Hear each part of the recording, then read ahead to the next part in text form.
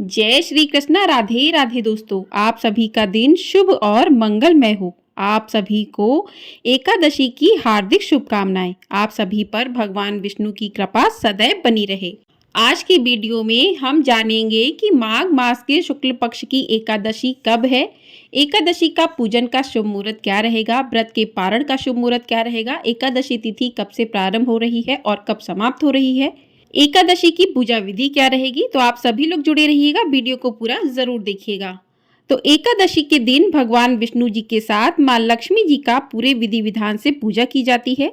माघ मास के शुक्ल पक्ष की एकादशी तिथि को जया एकादशी कहते हैं। मान्यता है कि जया एकादशी पर विष्णु जी की पूजा से जीवन में सुख समृद्धि आती है और सभी कार्यों में आपकी जय होती है, यानी कि आपको सफलता प्राप्त होती है। इस व्रत में खान पान के नियमों का पालन करना भी बहुत जरूरी होता है। नियम ना मानने से पूजा असफल होती है और व्रत भी टूट जाता है। हर महीने में 2 एकादशी तिथि पड़ती हैं, पहली कृष्ण पक्ष में और दूसरी शुक्ल पक्ष में। तो माघ मास के शुक्ल पक्ष की एकादशी को जया एकादशी कहा जाएगा। पद्म पुराण के साथ साथ अन्य धार्मिक ग्रंथों में भी जया एकादशी का महत्व बताया गया है। इस व्रत के विषय में भगवान श्री कृष्ण ने युधिष्ठिर को बताया था कि यह व्रत करने से ब्रह्म हत्या जैसे पाप से भी मुक्ति मिल सकती है। यह भी माना जाता है कि जो साधक इस व्रत को पूरे श्रद्धा भाव से करता है उसे भूत प्रेत और पिशाच योनि की यातनाएं नहीं झेलनी पड़ती। धार्मिक मान्यताओं के अनुसार जया एकादशी का व्रत करने से साधक को विष्णु जी के साथ साथ धन की देवी लक्ष्मी जी का भी आशीर्वाद प्राप्त होता है, जिससे परिवार में सुख समृद्धि बनी रहती है। इसके साथ ही जया एकादशी का व्रत करने से सभी पापों का अंत हो जाता है। आइए अब जान लेते हैं कि एकादशी तिथि कब से प्रारंभ हो रही है और कब समाप्त हो रही है। तो एकादशी तिथि प्रारंभ होगी 7 जनवरी शुक्रवार रात 9:26 से और समाप्ति है एकादशी तिथि की 8 जनवरी शनिवार रात 8:15 पर। यानी कि 7 जनवरी की रात में एकादशी तिथि लगेगी 9:26 से और 8 जनवरी की रात तक ही एकादशी रहेगी 8:15 तक। तो ऐसे में साल 2025 में जया एकादशी का व्रत 8 जनवरी दिन शनिवार को ही रखा जाएगा, क्योंकि यह तिथि उदया तिथि के साथ भी प्रारंभ हो रही है और इसी दिन पूरे दिन की एकादशी तिथि भी रहेगी। तो इस साल जो है 8 जनवरी शनिवार को ही एकादशी का व्रत किया जाएगा। शुभ मुहूर्त के बारे में जान लेते हैं। तो 8 जनवरी को सूर्योदय सुबह 7:07 पर होगा, सूर्यास्त शाम 6:14 पर होगा। ब्रह्म मुहूर्त सुबह 5:30 बजे से लेकर 6:18 तक का रहेगा। प्रातः काल मुहूर्त पूजा का रहेगा सुबह 5:47 से लेकर 7:07 तक। शाम की पूजा का शुभ मुहूर्त रहेगा शाम 6:06 से लेकर 7:26 तक का। भद्रा रहेगी सुबह 8:48 से लेकर रात 8:15 तक। राहु काल रहेगा सुबह 9 बजे से लेकर 10:30 बजे तक का। तो जो शुभ मुहूर्त हैं प्रातः काल के और सायं काल के, इसमें आप पूजा कर सकते हैं। और राहु काल 9 बजे से 10:30 बजे तक रहेगा। राहु काल में कोई भी पूजा करना शुभ नहीं होता है। सबसे अच्छा है ब्रह्म मुहूर्त। ब्रह्म मुहूर्त में आप पूजा कर सकते हैं। और इस प्रकार से जो है आपको पूजन किस प्रकार से करना है, क्या विधि रहेगी पूजा की, वो आपको अभी आगे वीडियो में पता चलेगी। अब जान लेते हैं कि द्वादशी तिथि कब से प्रारंभ हो रही है। तो द्वादशी तिथि प्रारंभ होगी 8 जनवरी शनिवार रात 8:16 से और द्वादशी तिथि समाप्त हो जाएगी 9 जनवरी रविवार शाम 7:25 पर। तो 8 जनवरी को एकादशी तिथि 8:15 पर समाप्त होगी। 8:16 से द्वादशी लग जाएगी और द्वादशी 9 तारीख को शाम 7:25 तक रहेगी।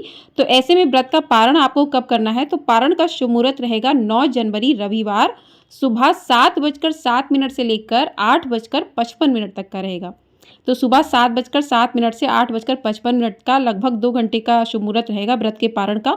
तो इसी समय में आपको अपने व्रत का पारण करना चाहिए। व्रत का पारण शुभ मुहूर्त में ही करना चाहिए, तभी व्रत जो है सफल माना जाता है। अब बात करते हैं पूजा विधि की कि पूजा किस प्रकार से आपको करनी चाहिए। तो एकादशी के दिन सुबह जल्दी उठकर स्नान आदि कर लें, स्वच्छ वस्त्र धारण करें। उसके बाद जो भी शुभ मुहूर्त है पूजा का, उस शुभ मुहूर्त में पूजन करें।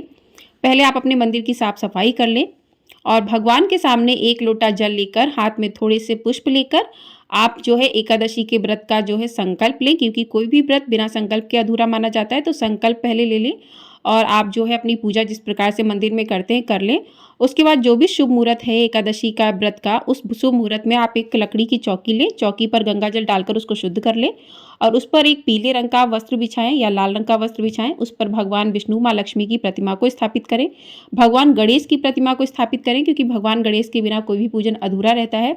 तो भगवान गणेश की प्रतिमा को स्थापित करें और स्थापित करने के साथ ही फिर आपको पूजन करना है। तो सबसे पहले भगवान गणेश का पूजन करना है। भगवान गणेश को जो है आपको स्नान करवाना है। स्नान के बाद उनको रोली का तिलक करें और उनको अक्षत अर्पित करें। एकादशी की पूजा में अक्षत का प्रयोग नहीं होता है, तो आप यहाँ पर तिल का प्रयोग कर सकते हैं, तो तिल लगाएं। और उसके बाद जो है भगवान गणेश को भोग अर्पित करने। तो आपको एक बात का ध्यान रखना है कि भगवान गणेश को आप जो भोग अर्पित करेंगे उसमें तुलसी का प्रयोग बिल्कुल भी नहीं करना है आपको। और जो भगवान विष्णु को आप भोग अर्पित करेंगे उसमें तुलसी जरूर रखनी है। बिना तुलसी का भगवान विष्णु भोग स्वीकार नहीं करते हैं, तो उसमें आपको तुलसी का प्रयोग करना है। उसके बाद भगवान विष्णु का भाव स्वरूप स्नान करवाइए और स्नान करवा के तिलक कीजिए, चंदन से तिलक कीजिए। उसके बाद माँ लक्ष्मी का रोली से तिलक कीजिए, माँ लक्ष्मी को चूनर अर्पित कीजिए, भगवान विष्णु को जनेऊ अर्पित कीजिए, भगवान गणेश को जनेऊ अर्पित कीजिए, दुर्वा अर्पित कर सकते हैं आप। उसके बाद भोग प्रसाद अर्पित कीजिए और माता लक्ष्मी को श्रृंगार की सामग्री जो है वो भी आप अर्पित कर सकते हैं। तो इस प्रकार से माँ का पूजन करें। पूजन के साथ ही भगवान विष्णु को जो आप इस दिन भोग अर्पित करें उसमें तिल का प्रयोग अवश्य होना चाहिए। तो तिल जो है आप तिल के लड्डू अर्पित कर सकते हैं या फिर तिल से बनी कोई मिठाई अर्पित कर सकते हैं और इस प्रकार से अर्पित करें। जो भी मौसमी फल चल रहे हों, ऋतु फल चल रहे हों, उनका भोग अर्पित करें। बेर चल रहे हैं इस टाइम पर, आंवला है, तो इनका भोग भगवान विष्णु को अर्पित करें। तो इस प्रकार से भोग प्रसाद अर्पित करने के बाद जो है आप हाथ में थोड़े से पुष्प लेकर एकादशी की व्रत कथा को भी अवश्य सुने। कथा आपको हमारे चैनल पर मिल जाएगी, तो आप लोग वहां से जाकर कथा सुन सकते हैं। और उसके बाद भगवान विष्णु की आरती करें। आरती करने के बाद आप जो है दक्षिणा जरूर अर्पित करें, क्योंकि पूजा में हुई कमियों को पूरा करती है। तो दक्षिणा अर्पित करने के बाद आप क्षमा प्रार्थना करें कि भगवान जी मुझसे जो भी गलती हुई है पूजा में तो उसे क्षमा करें। तो इस प्रकार से क्षमा मांगें और इसके साथ जो है आपकी सुबह की पूजा हो जाएगी। उसके बाद आपको शाम का पूजन करना है। शाम के पूजन में आपको जो है स्नान वगैरह नहीं करवाना है। जो भी भोग प्रसाद आपने बनाया है उसे लगा दीजिए, दीपक जला दीजिए, आरती कर दीजिए और इस प्रकार से आपका शाम का पूजन हो जाएगा। उसके बाद अगले दिन तक आपका व्रत चलता है, तो रात में जो है जागरण जरूर करना चाहिए।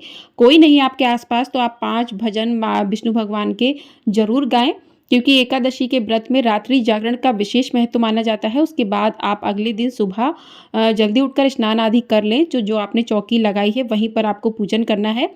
तो सुबह भगवान को स्नान करवा के दीपक प्रज्वलित कीजिए, दीपक के साथ ही तिलक लगाइए, उनको भोग प्रसाद जो भी आपने बनाया है उसे रखिए वहीं पर। और भगवान विष्णु की कथा को आप सुन सकते हैं, तुलसी माता की कथा को सुन सकते हैं।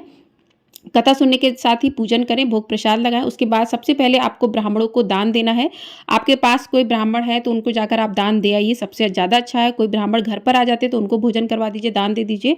अगर कोई ब्राह्मण आपको आसपास नहीं मिलता है तो आप दान निकाल कर छू कर रख दीजिए, उसको शाम तक जो है आप दिलवा दीजिए। उसके बाद आप जो है अपने व्रत का पारण करें। बिना दान निकाले आपको व्रत का पारण नहीं करना चाहिए। और उसके बाद जो है आप भगवान के प्रसाद से अपने व्रत का पारण कर सकते हैं या फिर आप तुलसी दल जल के साथ व्रत का पारण कर सकते हैं, मौसमी फल खाकर व्रत का पारण कर सकते हैं। तो इस प्रकार से व्रत का पारण करें। व्रत के पारण वाले दिन आपको जो है रोटी जो भी तामसिक भोजन है उसका प्रयोग नहीं करना चाहिए, सात्विक भोजन का ही प्रयोग करना चाहिए।